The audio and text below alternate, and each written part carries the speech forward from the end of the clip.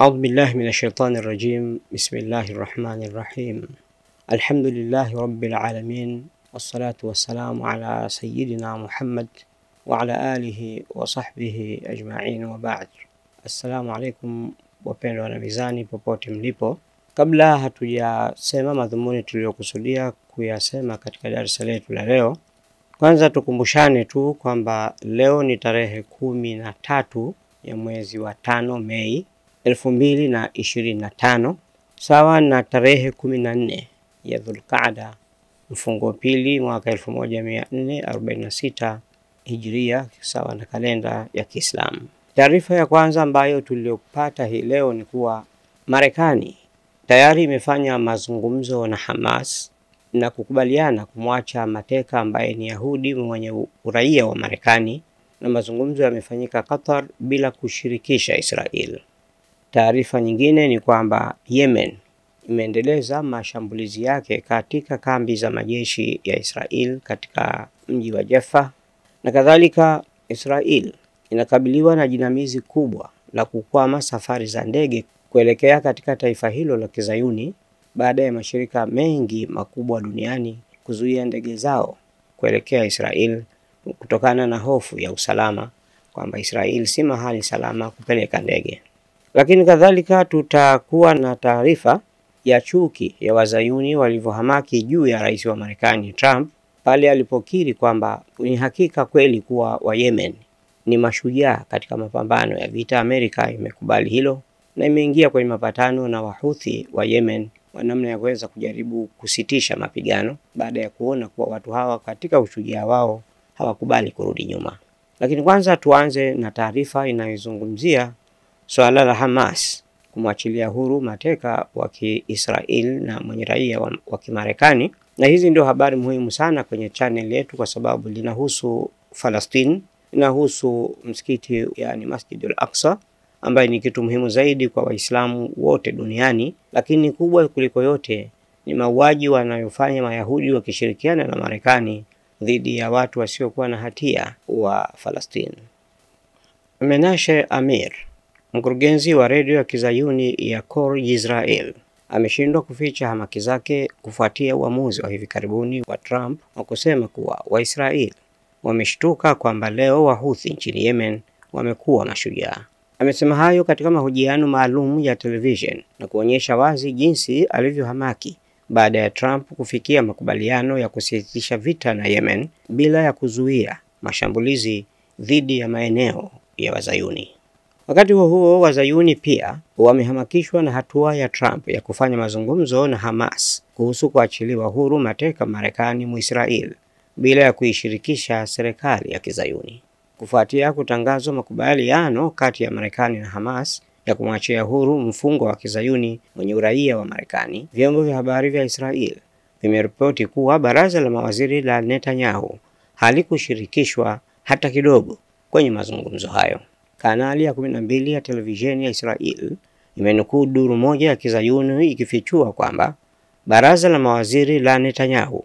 halikuwa na taarifa kuhusu mazungumzo ya Marekani na Hamas na limepokea tu ishara katika siku za hivi karibuni zinazoonyesha kuwa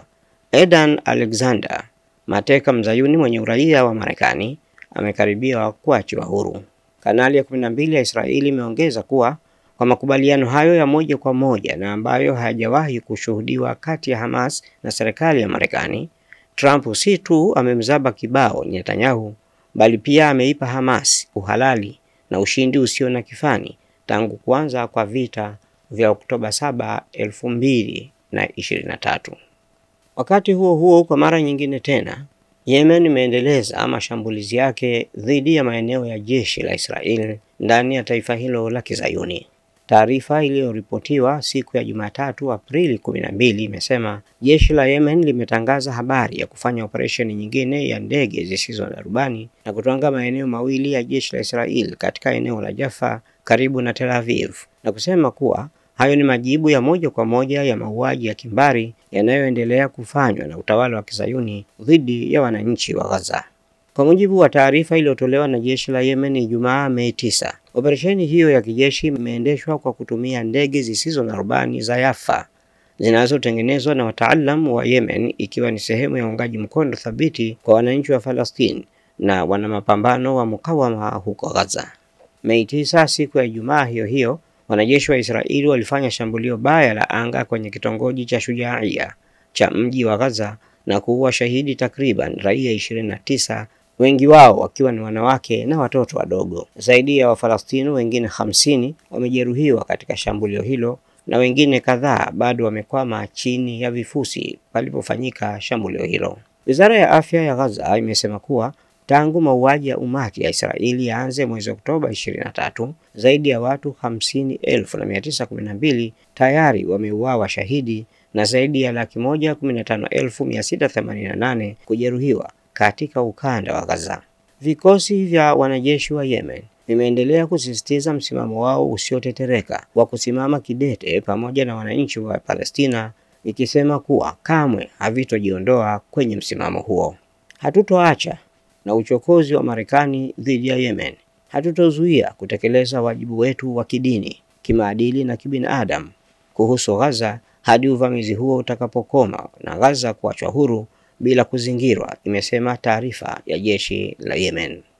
Hayo yakijiri leo siku ya Jumanne Mei 13, kamanda wa zamani wa jeshi la Israeli huko Gaza amesema Israeli imegeuka kutoka kuwa mali na kuwa mzigo mzito kwa Marekani. Israel Ziv, kamanda wa zamani wa kitengo cha jeshi la Israeli huko Gaza, ametangaza mnamo siku ya Jumatatu Mei 12 kwamba Benjamin Netanyahu ametuingiza kwenye vita visivyoisha kutokana na migogoro ya kisiasa inayomwandama, na sasa Donald Trump anataka kuiweka kando Israeli kwa njia yake. Awali televisheni ya Israeli ilikuwa imeripoti makubaliano kati ya Hamas na serikali ya Marekani bila kushirikishwa au kushauriana na Tel Aviv, na kusisitiza kuwa kwa makubaliano hayo Rais wa Marekani Donald Trump amemzaba kofi waziri mkuu wa Israeli nduli Benjamin Netanyahu.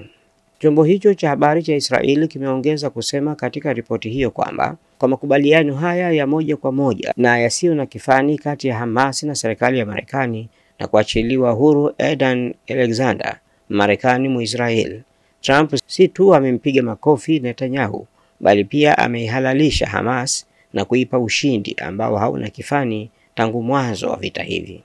Taarifa nyingine ni ile inayosema kuwa mbali na hayo, serikali ya Kizayuni ya Israeli imezidi kuzama katika jinamizi la kukwama kwa safari za ndege zinazoelekea Israeli kutoka mataifa mbalimbali, ambapo mashirika mbalimbali makubwa ya kimataifa ya ndege yamejizuia na kuzuia safari za kwenda huko kutokana na utete wa hali mbaya ya usalama wa ndege zao. Taarifa iliyochapishwa siku ya Jumapili Mei 11 inasema mashambulizi ya jeshi la Yemen dhidi ya viwanja vya ndege vya utawala wa Kizayuni, hususan uwanja wa ndege wa Ben Gurion wa Tel Aviv, yanaendelea kuisababishia jinamizi Israel, hususan baada ya Yemen kuapa kuvigeuza jahannam viwanja hivyo vya utawala wa Kizayuni mpaka pale utakapokomesha jinai zake huko Gaza. Wimbi la kusimamishwa safari za ndege za kutoka na kuingia Israel limewaacha maelfu ya abiria katika nchi mbalimbali duniani kuemewa na hawajui la kufanya. Kwa mujibu wa Pars Today, mashirika ya ndege kutoka nchi kadhaa zikiwemo Ulaya kama Ujerumani, Uswisi, Uhispania na Italia pamoja na nchi za Asia kama India yameendelea kurefusha muda wa kufuta safari zao za ndege kuelekea Tel Aviv, yakisema kuwa hali si salama huko Israel. Msemaji wa shirika la ndege la Ujerumani la Lufthansa ametangaza kuwa kundi la Lufthansa linalojumuisha pamoja na mashirika kadhaa ya ndege limesimamisha safari zake zote za kuelekea Israel kwa muda usiojulikana na hadi tangazo jingine litakapotolewa. Mashirika mengine kama ya Swiss Air na Air India nayo yamechukua uamuzi kama huo. Duru rasmi za mashirika hayo zimesisitiza kwamba usalama wa abiria na wafanyakazi wa ndege hizo kipaumbele cha kwanza, na kwamba yatarejesha safari hizo kuelekea Israel kama hali ya usalama itarejea. Shirika la ndege la Italia ITA pia lilitangaza siku ya Jumamosi Mei 10 kwamba limerefusha uamuzi wake wa kufuta safari zake zote za ndege kuelekea Israel hadi Mei 19.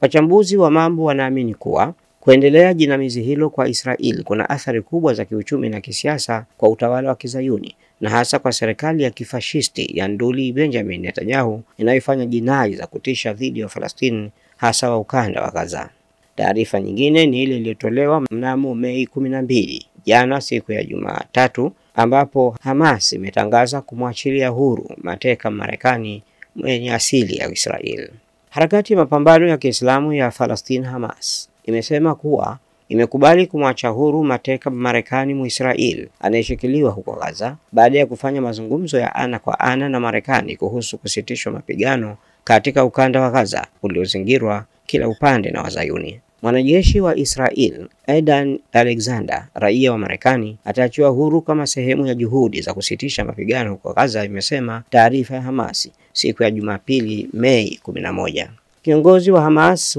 huko Gaza amesema kwamba Aidan Alexander ataachiliwa huru kama hatua ya kwanza kuelekea usitishaji vita, kufunguliwa vivuko vya Gaza na kufikishwa misaada ya kibinadamu. Khalil Al-Hayya ameongeza kuwa uamuzi huo umefuatia mawasiliano baina ya Hamas na Marekani katika siku chache zilizopita mjini Doha nchini Qatar. Amesema kuwa harakati ya Hamas imeonyesha nia yake njema wakati huu ambapo mazungumzo hayo yakiendelea. Pia ametangaza kwamba Hamas iko tayari kuanza mazungumzo ya kina ya kufikia makubaliano ya kumaliza vita kikamilifu na kubadilishana mateka, na kwamba matumizi yoyote ya nguvu za kijeshi hayawezi kupelekea kuachiliwa huru mateka wa Kizayuni wanaoshikiliwa huko Gaza. Wakati huo huo, uchunguzi mpya unaonyesha kuwa watu wasiopungua 109,000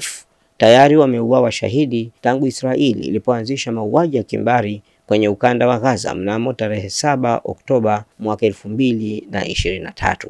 Uchunguzi huo uliochapishwa na gazeti la The Lancet umepitia rekodi za hospitali, taarifa za vifo vya raia mtandaoni na orodha iliyokusanywa kwa kujitegemea kwenye kumbukumbu za mitandao ya kijamii na matangazo ya vifo. Kwa kulinganisha orodha hizo tatu, watafiti wamehitimisha kuwa idadi ya watu waliouawa huko Gaza ni kubwa zaidi ya ile iliyoripotiwa rasmi na mamlaka husika katika ukanda wa Gaza. Taarifa nyingine zinasema kuwa Marekani imeutaka utawala wa Kizayuni usifanye shambulio lolote la kushtukiza dhidi ya Gaza katika kipindi hiki ambacho Donald Trump anakaribia kuitembelea eneo la Asia Magharibi. Hizi ndizo taarifa tulizokusanya katika muda wa kuanzia siku ya Ijumaa hadi hii leo. Taarifa muhimu ndi hizo, ambapo moja katika taarifa hiyo iliyo ya muhimu zaidi ni kuwa Marekani, ambayo huita Hamas kuwa ni kikundi cha kigaidi, kwa bahati na bila watu kujua, wamekuwa wakiendesha mazungumzo baina ya Marekani na Hamas ili kuweza kumpata mateka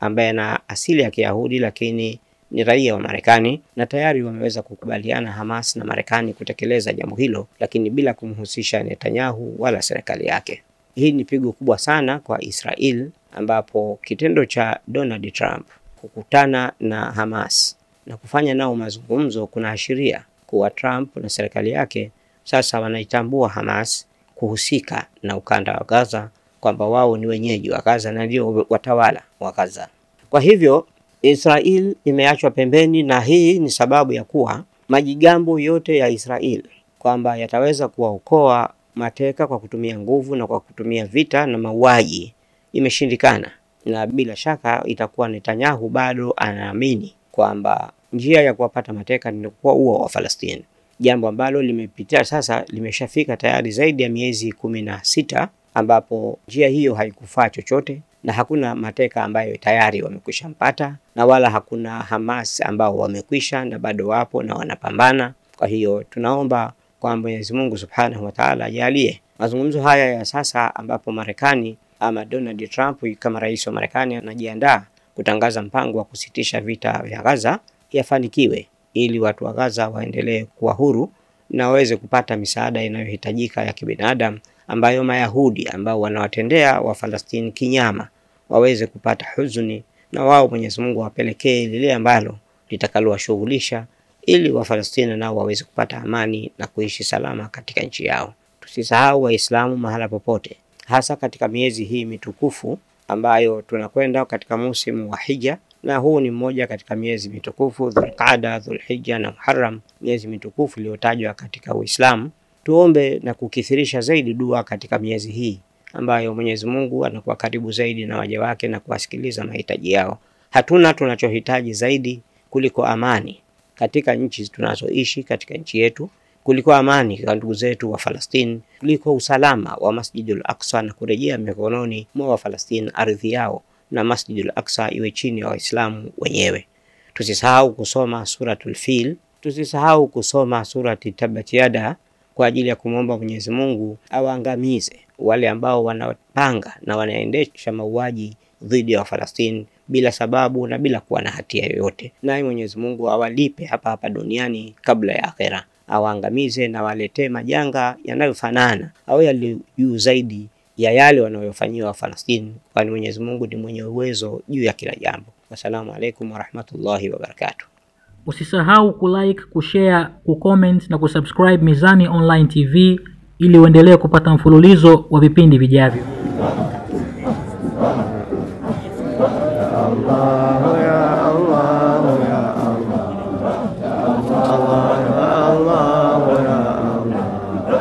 Allah